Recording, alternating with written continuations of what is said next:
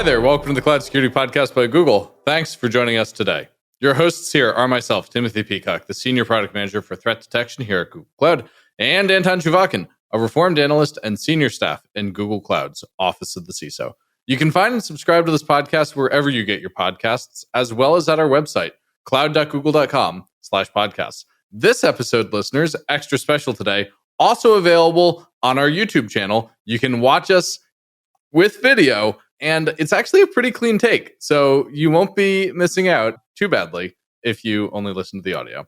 If you like our content and want it delivered to you piping hot every Monday, please do hit that subscribe button. You can follow the show and argue with your hosts on Twitter as well, twitter.com/CloudSecPodcast. Anton, this is an SBOM episode, and I have to say, this is the first episode we've done where when I told somebody I'd done it, they were disappointed they weren't the guest. Really? But it was also, I think this episode is notable for something else as well. This is the episode where, upon learning that we should probably consider doing it, my reaction was, what? No, this is did I say snooze fest? I didn't say snooze fest. I said something else, but it was kind of fairly unpleasant. You certainly didn't give it the reception it ended up deserving once we recorded it. That's for sure. Yes, absolutely. I was initially somewhat skeptical, bordering on pessimistic, bordering on mildly depressed about it. But this turned out to be a super fun episode with some awesome tortured analogies. We get into fundamental discussions of what's the role in the state when it comes to markets, and can markets exist without a state? But listeners, we also talk about security and good stuff in the context of cloud security. So with those show notes, let's turn things over to today's guest. Isaac, thank you so much for joining us. It's my pleasure to introduce you. Isaac Hepworth, joining us live. You're a PM here at Google focused on software supply chain security. I want to get started by asking what kind of sounds like a softball question, but an important getting started question. Everybody's talking about SBOMs. How come? And what do they matter to today's What's an SBOM? Wait, you wanted to ask what's an SBOM? Yeah, what is an SBOM anyway? There's a great kind of zeroth order approximation you can use for SBOMs, which is think of them as, I conceptualize them as the ingredients label on packaged foods. And hey, if I have a nut allergy or if I have adverse reactions to certain ingredients in foods, I'm going to want to know which foods contain those ingredients. And so SBOMs, as a capability for software, it's a listing of what are the components in this software. And you can think of it in the same way as an ingredients label, that, hey, if I have an adverse reaction to this particular version of Log4j or, this particular component of software, I can at least know about it when I'm consuming software with an SBOM. And I think, the good analogy is that, if I have a nut allergy, then ingredients labels on food aren't enough in themselves for me to stay safe, but good luck staying safe without them, right? There is the need to read the ingredients labels and respond accordingly and so on. But the ingredients labels is a metadata substrate through the supply chain, which provides useful information to consumers of software and helps them stay safe. But so why does it matter to security leaders? I think I can guess at the answer, but why don't you guys give us an answer? So these are useful, but why are they useful for security leaders at an organization specifically? So I think, for vulnerability management particularly, we're all familiar with, late 2021, there was the weakness in Log4j. And I think, when, Log4j deployed with great breadth throughout the industry, and the first question that organizations wanted to ask themselves that were, oh my goodness, it feels like there's some vulnerability or a weakness in Log4j. Where in my organization do I depend on Log4j? Which pieces of commercial software am I running that depends on Log4j? Which pieces of first-party software what am I shipping to my customers that depends on Log4j? And SBOMs really provide the answer to that. In the world where SBOMs are ubiquitous and every piece of software has an SBOM, I can very quickly, as a vulnerability management practice, establish where is this weak component, or where is this, risky component, or how should I think about risk in my organization? It gives you a picture of where particular components show up in your dependencies.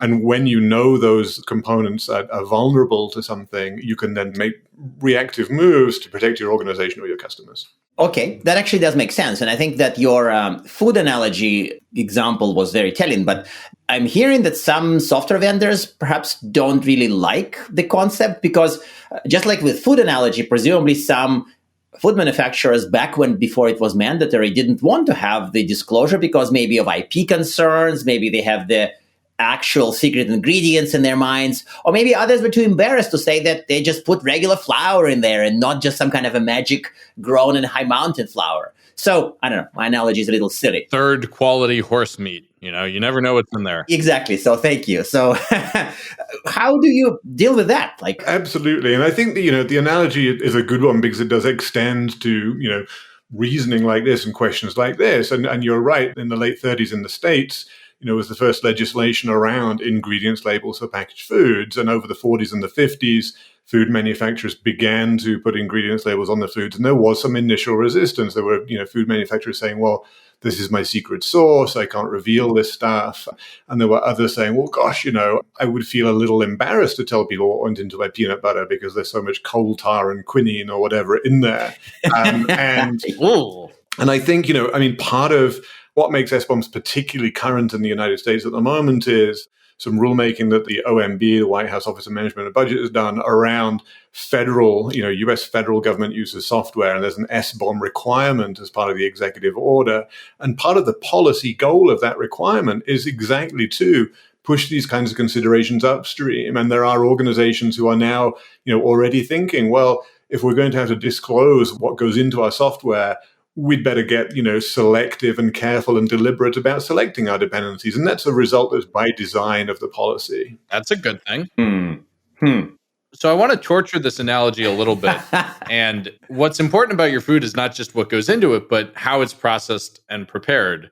Is there like an SBOM equivalent for you didn't build it on a server under somebody's desk that's been, backdoored with 18 different government agencies' code? I love that question. And yes, absolutely. And so, if you think of SBOM as, hey, it's a list of ingredients, at a very high level, what went into the making of this thing, there's a separate framework called SALSA, security levels for software artifacts. Oh. And, you can find this at slsa.dev.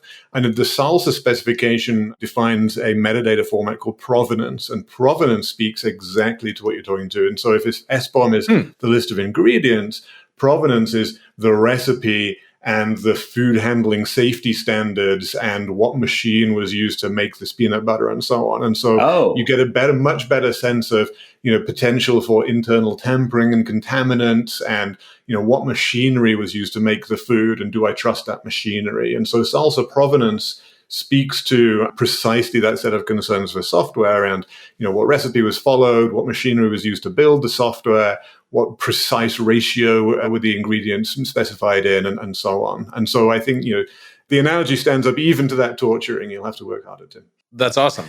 So go ahead, Anton. That please. is actually kind of fun because I feel like this details. I almost want to ask about what if the cook was incompetent? What if he was a jail cook before or something? I don't know. Let's just ignore this part. I don't think we need to get into bathtub gin on the podcast. No, I love that part, and I can speak to it. Just very quickly on that. I think part of the theme we're seeing in software supply chain is one of the most elementary things about supply chains in general, and the manufacturing industry has learned this is, traceability of ingredients up and down the supply chain. And if I'm driving a car, those wheels came from this manufacturer who used steel from this foundry, who got their raw materials from this mine, and so on. And being able to trace that lineage and that provenance is super important. And so the same work is going into the software supply chain to try and instrument it with traceability metadata left to right. And what you're speaking to there is the idea of developer or maintain a reputation, let's say, for open source. And so using a given open source artifact, I may want to know the ingredients label. I may want to know the SALSA provenance, the machinery which built this artifact. I also may want to know some information about the cooks. I may also want to know about how did this project respond the last time a vulnerability was found and what's their mean time to resolution and so on. And so that set of metadata, we're in process, I would say, of instrumenting the software supply chain left to right with exactly this type of metadata. That is actually really cool. That is really cool. It's really cool. We're all delighted about this, but I want to pick at something you said there, and I know Anton is going to be mad that I'm hopping all over our questions doc with this. But what you just said about open source, I think I want to pick at that and say, we're talking about all these requirements around labeling and documentation and traceability. It's a lot of work to get that right. Working at Stripe, I saw some of the challenges around compliance and the expense that goes into that. I can see how big organizations like us can afford to put all this process in place and afford to make all this information available. What's going to happen to open source projects? Are they going to have all this overhead and make it even less fun to be an open source maintainer? It's a really good question. So, I would have two parts to my answer. First of all, I would note that, SALSA itself and the idea of SALSA provenance, SALSA is an open source initiative itself. It sits within the OpenSSF as part of the Linux Foundation. And so SALSA itself is an open source initiative. And we're beginning to see even some package ecosystems in open source implement SALSA end to end, and so start to build SALSA provenance into the supply chain story around open source. I think that there's, zooming out, there's the larger picture here around how we think about accountability in open source, and particularly enterprises consuming and relying on open source are increasingly looking for accountable entities. Who can I hold responsible, or who can assure me, is there an entity that I can trust who will stand behind this open source offering? And so, Red Hat has been in this business for a long time, and Google itself, we have a product called Assured Open Source, which is, you can think of it in these terms, that this is open source that is curated by Google, selected by Google, built on reliable and certified and standardized Google build infrastructure, with the Google imprimatur stamped on this open source offering. And so the product itself is the open source offering, but Google puts its hand up as an accountable party as part of the go-to-market of that. And so I think that there's what you point to, I think, is potentially an accountability gap in terms of where the open source ecosystem leaves off today, and where enterprises are willing to begin, or increasingly what enterprises are looking for in terms of accountability and assurances. And so does this mean that Uncle Sam is going to end up using a bunch more enterprise software instead of saving our tax dollars and using open source software? It's a really good question. I don't have a great answer to that right now. I think, one of the gratifying and encouraging things that I've seen by being close to federal government legislation and policymaking and rulemaking up close is that there is a deep recognition for the value of open source in the overall ecosystem. There's a real appreciation for the fact that, just in terms of reality, between 85% and 95% of commercial software has some open source componentry in it. Only that much? A world without open source is very, very difficult to imagine. And there's a very stark recognition of this fact in the government that, you can't get very, very far in building, modern software without relying on open source in some form. And so I'm pleased and encouraged to see that recognition in the federal government. But let me try to ramp up the temperature even more a little bit, because some of the SBOM conversations that I've seen, some of the software supply chain security conversations, seem to be circling around the question of software liability. It's kind of like a first step towards that, or has some kind of connection, inherent or otherwise, to that. So can you explain that somehow? Is there a relationship between SBOM and software liability, where if you write the software and if it causes problems, then you can suffer? Deservedly or not, separate story. Liability is a large topic on its own. I'd speak in general terms about it, that, looking at, particularly the US federal government and the executive order, and they, the executive order itself speaks to using, quote, the purchasing power of the federal government to induce, more secure activities in the supply chain. I definitely see the beginnings of, this observation that the security of software, or rather the cost of insecure software, has in large part been borne by consumers of the software to date. And I think that there is directionally an effort to pick up those costs from the consumer and begin to drop more of them on the producer and say, if you're producing software, you should bear some of the cost of producing secure software. And so as a trend, I do see that, and I see legislation as one of the few mechanisms beyond the free market that can just unilaterally decide to go, we're going to pick up these externalized costs and actually require them to be internalized today. And so trend-wise, directionally, I see that happening. I think liability is a super tricky subject, and I think it's too early to see, frankly, how that's going to play out right now. But I think shifting costs from consumer to producer is definitely part of the trend I see. I think that's a really nuanced and thoughtful take on the role of government when it comes to economies like this, and exactly the kind of place where my political science brain says, yes, this is a good use of government to make a market work better, where the market itself was unable to make it work correctly. So that's great.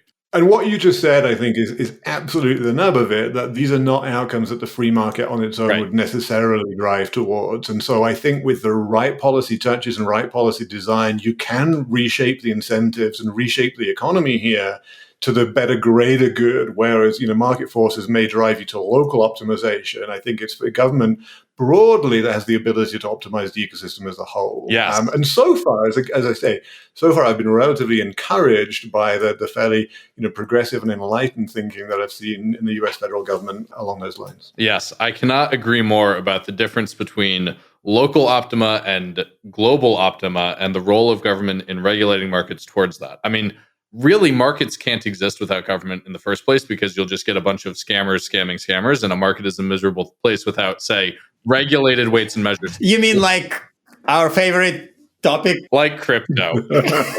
Like crypto. So I want to maybe get out of my now decade-old political science degree and think a little bit more locally and shift gears a little bit to what's Google doing to get ready for the EO internally. I know you have written a really clear doc on this. And how are we using internally SBOMs and related tools? Yeah, absolutely. And so I think about the executive order, there are two major pieces for organizations to ponder. The first one is, that the federal government is going to require, software in use by the federal government and federal government agencies. The software should be built in conformance with a NIST standard called the SSDF, the Secure Software Development Framework, which is a large set of, how you should approach through various phases of software development, how you should make that process secure.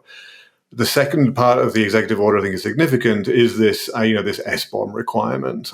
And at Google, it's we're a relatively mature software building organization, and so looking at the SSDF, it's a very rational set of practices which are recommended, and it maps very, very well into Google's internal standards. And so Google's own internal baseline for software security compliance and so on is already, very close to a parity, or in some cases beyond where the SSDF is. Oh, that's great. And I think with SBOMs specifically, again, there's large parts of Google, particularly in Google's mono repo, where we've been quote unquote living the SBOM lifestyle for quite a while, in terms of we've been making sure that artifacts are tracked. We have an audit trail left to right. We have strong systems for binary provenance. So a given artifact that's running in production as a binary, we can trace that with cryptographic verifiability back to, the exact set of source commits which made that binary. And these are systems which Google has already had internally for a while. I have a really funny story about how traceable everything is at Google. Oh, yeah. Early on in my time working on one of my log teams, we were sitting around, we had just launched something. We're all high-fiving about how great it is that we finally got this thing live. And my tech lead gets a ping from a traffic SRE, which is not somebody you want to get a ping from. Right. The traffic SRE says, "Hey, do you own this job?" And Chris says, "Yeah, that's my job. What do we do?"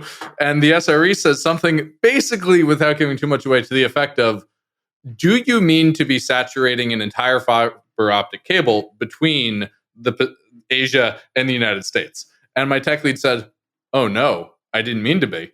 And the SRE, and this blows me away 5 years later, "No big deal, just deploy better next week." It was incredible. That's amazing. Yeah, I love that story. And that speaks to a lot of Google engineering culture, is encapsulated in that one story, actually. Yes. But the trace that, this random Borg binary out of all the Borg binaries could be instantly traced back to from whence it came, right, really speaks to Google. Absolutely. And so I think, for SBOMs, and again, I've been driving a lot of the work internally for, to make sure we have, all of the tooling and processes necessary to produce software bills and materials for Google first-party software, because, we have a lot of this traceability infrastructure and observability of our software development lifecycle internally. In many cases, it's really just the matter of emitting the SBOM document in the right format at the end of the day. There's two standards for that, right? Two document standards, and they don't agree yet? So there's a couple of prevailing standards. There's Cyclone DX and there's SPDX, and they have different provenances and lineage and different history. And I think people should take a look at them. There's varying support in the tooling ecosystem. There's varying support in the consumption ecosystem. And I think on that latter part, I think a big gap in the ecosystem generally is around, okay, if we have all of these companies and all these projects and all these software producers building SBOMs and producing SBOM documents, how do we reason about them at scale? And so when the federal government wakes up in the middle of June to find an inbox with 250,000 SBOMs in, what do they do, right? And I think that there is a tooling gap to be closed there about how do we reason about, all of this metadata at scale. Let's say we do have provenance and ingredients and information about the chef and how late he was for work last week and, everything about this jar of peanut butter.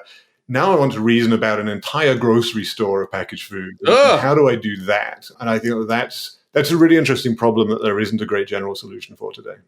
That's a really interesting problem of reason about the whole grocery store. Oh gosh, I hadn't even thought about that. Right, because ultimately we are not doing it just for fun. We are doing it to eventually improve, right? Well, I don't think these are very fun artifacts to make, but so I wanted to take the conversation not in the direction of hey, we're going to be transparent, we're going to be having this machine reasonable thing, and it's going to be epic, but stuff should be better security-wise, right? It shouldn't just be transparent. So how is this all improving our food, to ride on the same analogy, rather than just making us aware of what we eat?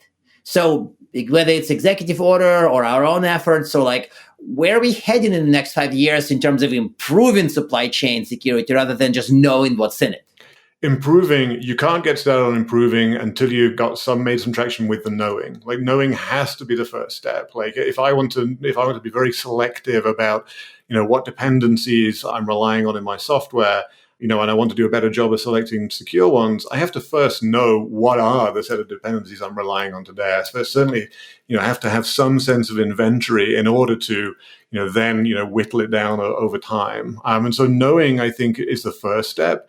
I would say as well that, in requiring SBOMs to be produced, there's a certain amount of operational discipline you have to have internally in order to build an SBOM. And so by requiring companies to build SBOMs, you are transitively almost requiring them to develop some operational discipline, which itself will be beneficial for their supply chain.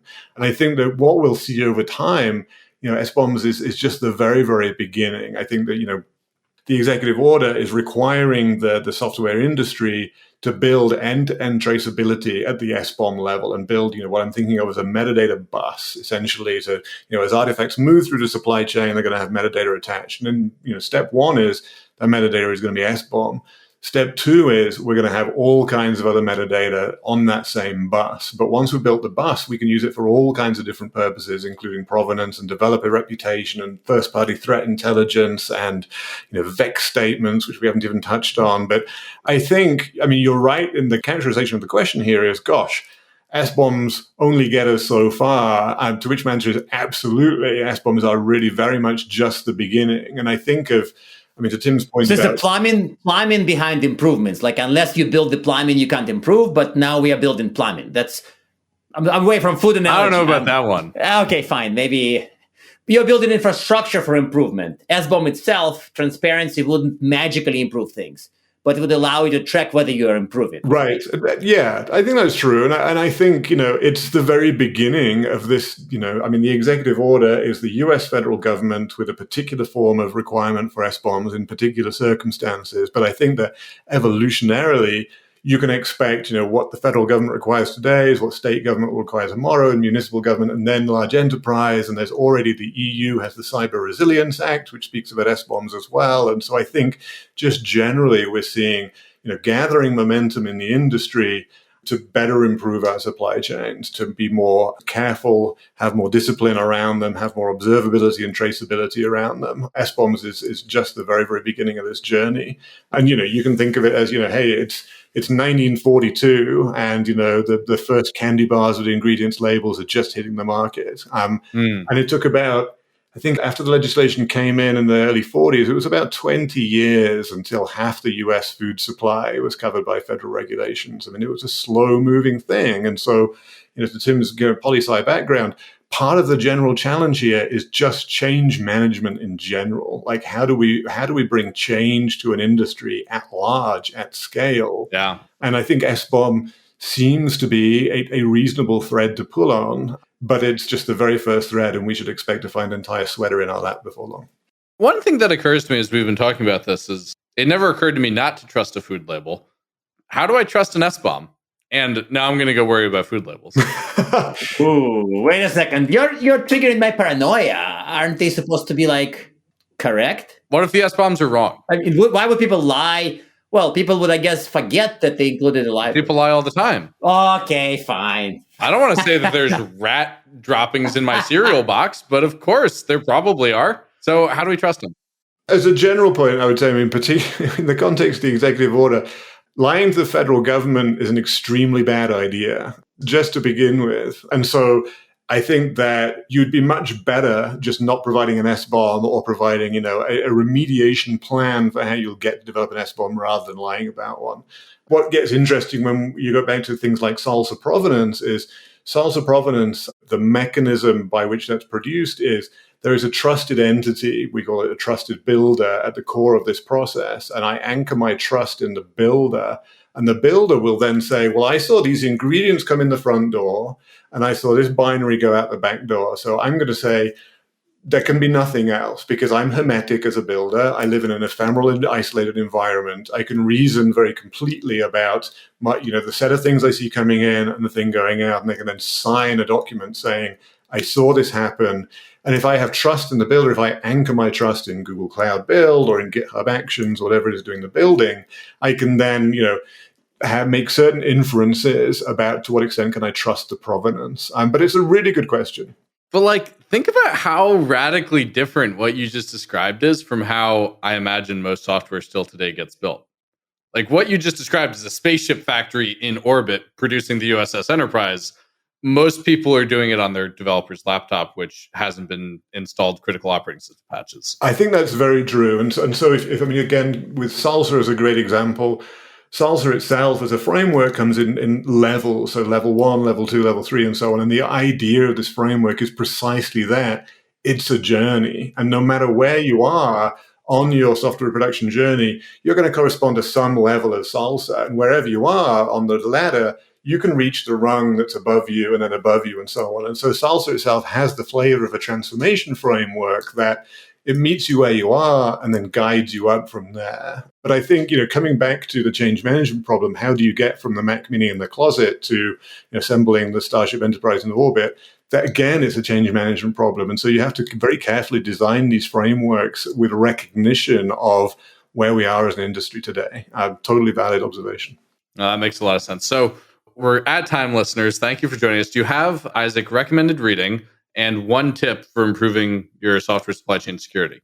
So recommended reading, look, I'm just going to talk my book again. Salsa.dev is a great place to start learning. There's some blog posts on the Salsa blog about how Salsa compares with SBOMs, how you should think about Salsa in the context of the executive order and NIST SSDF. So it's the Salsa blog and salsa.dev, again, SLSA, is a great place to just kind of begin your reading journey. I think in terms of where to get started, the thing that I continually tell people is start getting a sense of what your dependencies are if you don't already know. I was at Cloud Native Security Con a couple of weeks ago and, on a panel, and so, where the moderator said, hey, in the room, hands up if you know what all your open source dependencies are. And not a single hand went up. And then the question was, hands up if you feel like you ought to know. And every hand went up. And I think closing that gap is a great place to start. Get an assessment, get a feeling for where are my dependencies today? Yeah. Build that sense, because knowing is the very first step on this journey. Once you know, you can then begin to measure your risk, reduce it over time, reason about it, and so on. But you have to start with knowing. I always tell customers you can't manage what you can't measure. You certainly can't secure what you can't see. Exactly. So getting visibility on your open source components, that makes a ton of sense. Totally. Isaac, thank you so much for joining us today. Listeners, there's going to be a lot of great links in the show notes, including links to some of our older episodes like Tim Dirks talking about building codes, Eric and Aparna talking about Salsa last summer. Lots of good stuff in here. Isaac, can't thank you enough for joining us. Thank you so much, Tim and Anton. Great to be here. And now we are at time. Thank you very much for listening and, of course, for subscribing. You can find this podcast at Google Podcasts, Apple Podcasts, Spotify, or wherever else you get your podcasts. Also, you can find us at our website, cloud.withgoogle.com/cloudsecurity/podcast. Please subscribe so that you don't miss episodes. You can follow us on Twitter, twitter.com/cloudsecpodcast. Your hosts are also on Twitter at Anton_Chuvakian and _Tim Pico. Tweet at us, email us, argue with us, and if you like or hate what we hear, we can invite you to the next episode. See you on the next Cloud Security Podcast episode.